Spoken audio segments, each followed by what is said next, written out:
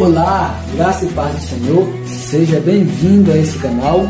Se você não está inscrito, eu te convido a inscrever-se e também tocar a campainha e selecionar todos para receber notificações de novos vídeos. Toca a vinheta! A tua graça me satisfaz, tua presença restaura paz. Nessa oportunidade vamos estar falando sobre interpretação bíblica. Um homem que se diz pastor de uma certa igreja, uma certa congregação, segundo ele diz que a igreja dele tem mais ou menos 12 membros. Esse caso envolve pastor, homem, esposo de uma certa mulher e a mulher desse certo homem. Eles leram mal o texto, interpretaram mal o texto bíblico e levaram eles a fazer o que era contra a vontade de Deus. A mulher chegou para ele algumas vezes disse que teve alguma revelação, um sonho de Deus, né? Um sonho que ela tinha um filho com o pastor. E o pastor, leu aqui a passagem de Oséias capítulo 3, versículo 1, e aí interpretou mal o texto e eles entenderam de que era uma revelação de Deus, de que era a vontade de Deus, que era Deus que estava falando aquelas coisas para ele. Eles fizeram o que é contrário à vontade de Deus, que é contrário à palavra de Deus. Eu te convido a abrir tua Bíblia. Está com tua Bíblia aí, né? Se não está, eu te convido a pegar a tua Bíblia para poder acompanhar o tema e estudarmos juntos aqui. E antes de lermos, eu te convido a fazer uma oração. Oremos. Soberano e eterno Deus, eu te agradeço pela oportunidade de estar trazendo tua mensagem a essa pessoa. E eu te peço, Deus Espírito, que tu se ponha ao lado dessa pessoa e que tu venha estar iluminando a mente e o coração dela, para que ela possa compreender a mensagem que tu tem para ela. E que ela venha a cada dia aprender mais como estudar, Senhor, e interpretar a tua palavra.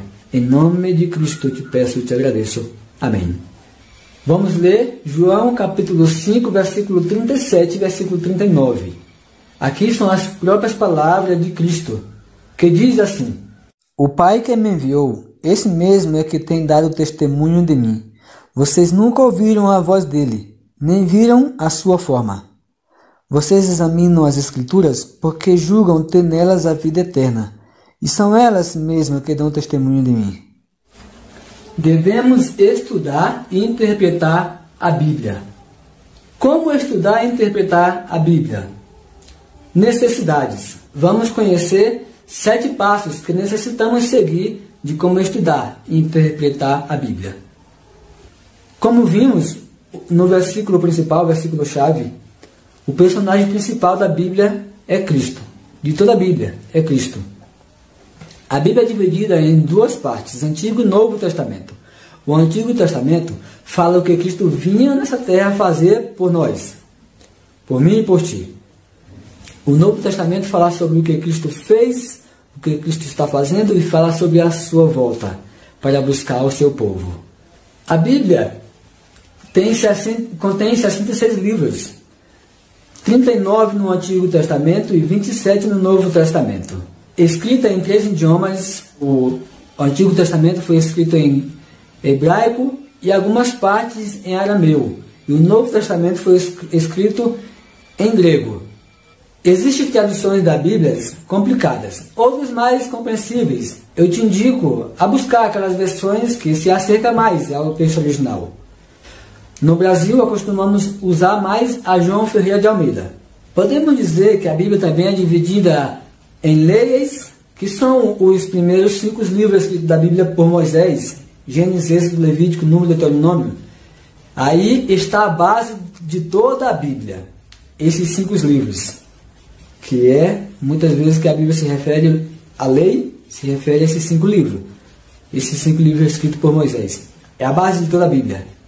E além das leis, também tem histórias, poesias, evangelhos, cartas e profecias. Existem passagens na Bíblia que são difíceis de entender, principalmente as profecias, que falam por meio de símbolos.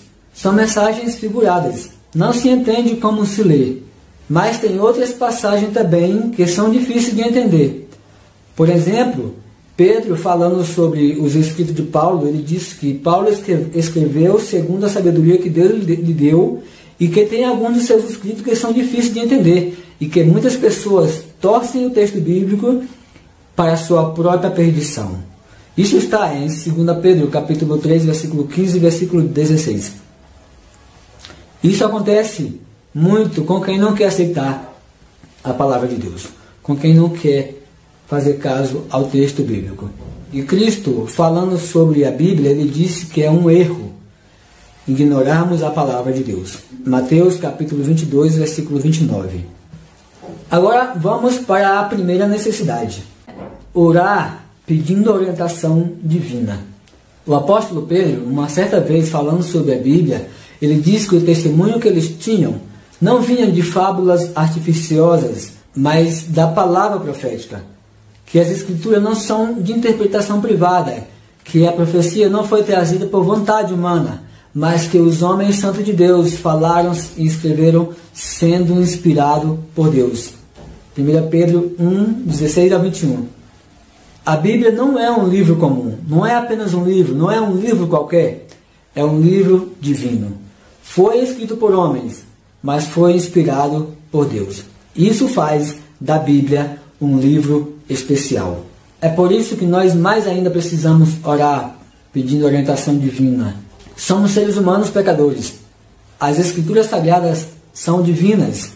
É um livro inspirado por Deus. Precisamos que o Espírito Santo nos ilumine. Orar e humilhar-nos diante de Deus, aceitar o que a Bíblia diz, deixar que o Espírito Santo nos dê o discernimento, nos ilumine na leitura. Necessitamos ter humildade e consertar nossos erros. Prestar atenção, cuidado para não deixar passar despercebidos passagens importantes. Por exemplo, muitas pessoas que dizem que o Novo Testamento não fala do sábado, muitas vezes essa própria pessoa já passou por cima de Lucas capítulo 23, versículo 54 ao versículo 56. Aí fala do sábado no Novo Testamento. E muitas pessoas já passaram por cima desse texto e dizem: o Novo Testamento não fala do sábado. Pois é, porque passaram despercebido por cima desse versículo, ou então não quiseram aceitar o versículo. Uma pessoa quando lê a Bíblia, mas não está disposta a aceitar o que diz aqui, Satanás ele vai se colocar até bem ao lado dessas pessoas e vai fazer com que essa pessoa fique cega, fique surda, que ela não possa ver nem entender, escutar a voz de Deus.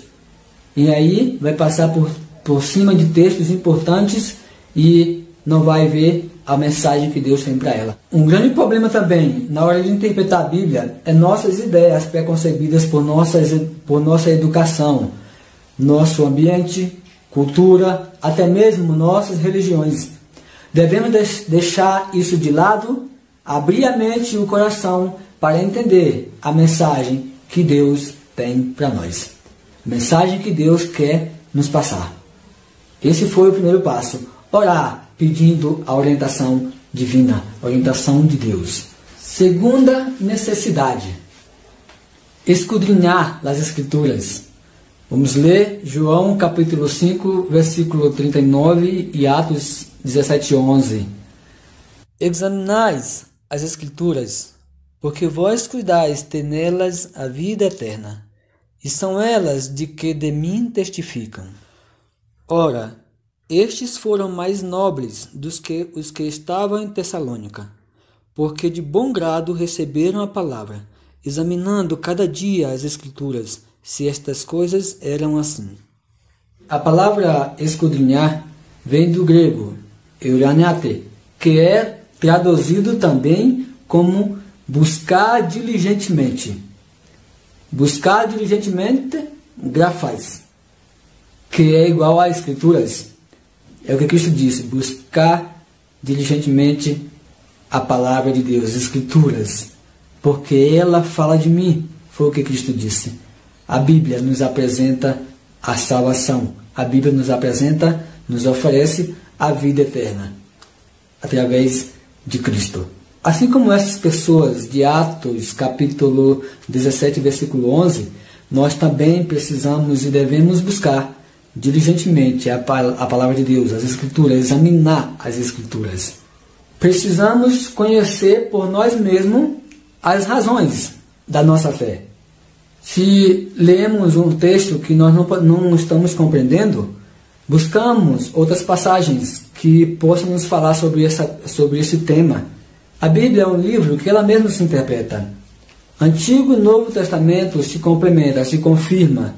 Um exemplo disso é a obediência à palavra de Deus, aos mandamentos de Deus. Podemos comparar Novo Testamento com o Antigo Testamento.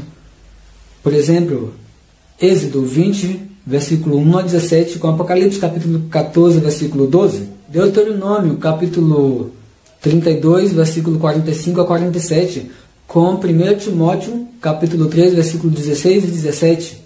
Deuteronômio capítulo 6, versículo 5, Levítico 19 e 18, com Mateus 24, versículo 34 a 40. Erros que não podemos cometer: pensar ou ir além do que está escrito. É perigoso pensar ou ir além do que está escrito. 1 Coríntios capítulo 4, versículo 6. Não podemos contradizer a Bíblia. Tito 1, 9. A palavra de Deus não pode se contradizer. A palavra de Deus não pode ir contra ela mesma, ela não muda. Se Deus diz uma coisa no Antigo Testamento e no Novo Testamento diz outra, como podemos confiar num Deus assim? Mas o nosso Deus, o meu Deus, o Deus da Bíblia, ele não é assim. Ele é um Deus imutável. Malaquias 3, 6, Salmos 89, versículo 34, Tiago 1, 17, Mateus 24, 35. Aí está escrito que a palavra de Deus não muda. Deus é um Deus imutável. Essa é a segunda necessidade: examinar as Escrituras. Terceira necessidade: saber ouvir. Vamos ler Apocalipse, capítulo 1, versículo 3.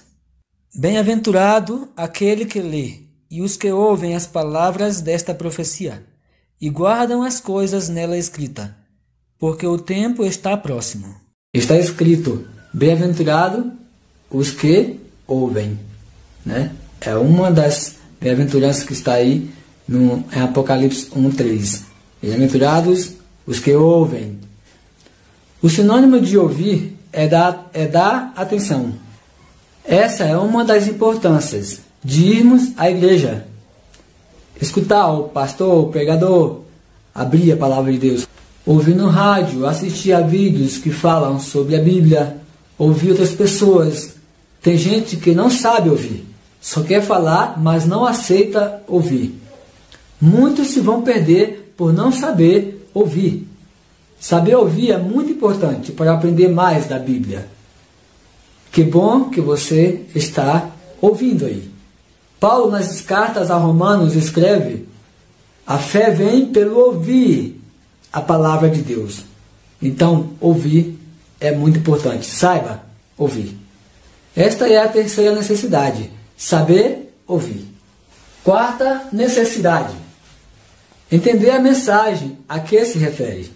Esta passagem está falando sobre o quê ou sobre quem? É importante conhecer o autor do livro, o contexto histórico, as circunstâncias, quando e o que aconteceu. Ler o contexto para entender o que realmente o texto declara, para não chegar a conclusões erradas. O homem da história que eu contei no começo, segundo o que o repórter entrevistou, ele é um pedreiro que se diz ser pastor. Mas o que aconteceu foi que ele leu a palavra errada e interpretou o texto de maneira errada, de maneira equivocada. Essa passagem está falando sobre o amor de Deus para com os seus filhos. O texto que o homem da história que eu contei estava lendo era Oséias capítulo 3, versículo 1. Vamos ler o texto. Ele leu assim: e o Senhor me disse: vai outra vez, ama uma mulher amada de seu amigo e adultera, como o Senhor ama os filhos de Israel, embora eles olhem para outros deuses e amem os bolos de uvas. Ele leu a palavra adúltera, ele leu adultera. e não leu o contexto, não leu, não foi ver a história, não analisou o texto bíblico, e aí ele interpretou mal o texto e fez o que era errado, o que era contra a palavra de Deus. Na história, Oséias representa a Deus e a mulher adúltera representa o povo de Israel, que apostatou-se contra Deus, que abandonou os mandamentos de Deus e foi atrás de outros deuses. Tinham transgredido os mandamentos de Deus, haviam abandonado a Deus, trocaram o Deus dos céus, o Deus verdadeiro, por outros deuses. E Deus estava disposto a perdoar-lhes. É isso ao que se refere ao texto que o homem estava lendo. Muitos pregam que Deus mandou Pedro comer carne de porco, carne de animais imundos. Atos capítulo 10. Quando se lê o contexto, compreendemos que Deus se referia a pessoas, que Deus não estava mandando Pedro comer carne de porco, carne imunda de verdade, não, mas estava se referindo a pessoas. Atos 10 registra o encontro de Pedro e um gentio por nome Cornélio. Os gentios eram tidos como imundos pelos judeus. Deus estava querendo mostrar a Pedro que eles não deveriam fazer acepção de pessoas, como os judeus estavam fazendo com os gentios. Deus estava mostrando para eles que Deus não faz acepção de pessoas. Pedro entendeu a mensagem de Deus. No versículo 34 e 35, Pedro declara que Deus não faz acepção de pessoas. Não devemos forçar o texto, querer colocar no texto o que ele não diz e querer tirar do texto o que ele diz. Uma das coisas que não podemos deixar acontecer, querer adaptar a Bíblia a nossas necessidades pessoais, egoístas.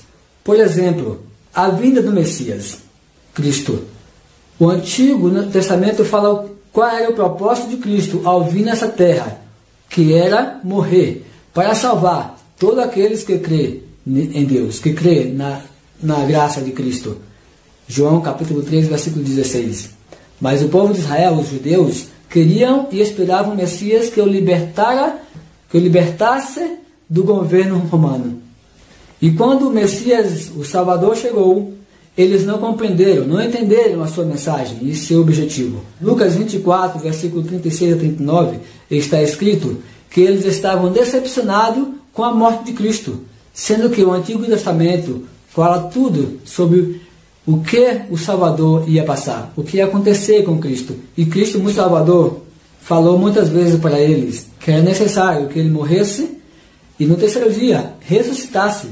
E foi o que aconteceu. Mas o povo não acreditou no Salvador. Essa é a quarta necessidade. Entender a mensagem a que se refere. Agora vamos para a quinta necessidade, que é entender a mensagem para mim, a mensagem para nós. Por exemplo, se vamos ler a mensagem de Deus para Josué, o conselho de Deus para Josué, dos preparativos para a vitória, Josué capítulo 1. Devemos entender qual é a mensagem de Deus para nós. Vamos ver esses conselhos que Deus deu para Josué. Josué capítulo 1, versículo 7 a 9 diz: Tão somente seja forte e muito corajoso, para que você tenha o cuidado de fazer segundo toda a lei que o meu servo Moisés te ordenou. Não se desvie dela, nem para a direita nem para a esquerda, para que seja bem-sucedido por onde quer que você andar. Não cesse de falar desse livro da lei. Pelo contrário, medite nele dia e noite, para que você tenha o cuidado de fazer segundo tudo que nele está escrito. Então você prosperará e será bem-sucedido. Não foi isso que eu ordenei? Seja forte e corajoso. Não tenha medo, nem fique assustado, porque o Senhor, o seu Deus, estará com você por onde quer que você andar. Deus disse para Josué para que ele se esforçasse e ser muito valente para cuidar de fazer de acordo com toda a lei. E para não ter medo, que Deus estaria com ele para onde quer que fosse.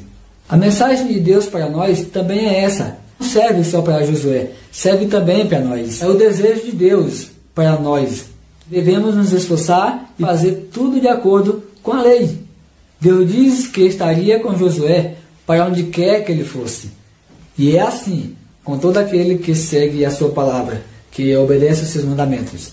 E não te gostaria caminhar com Deus? Não te gostaria que Deus te acompanhasse de onde quer que fosse?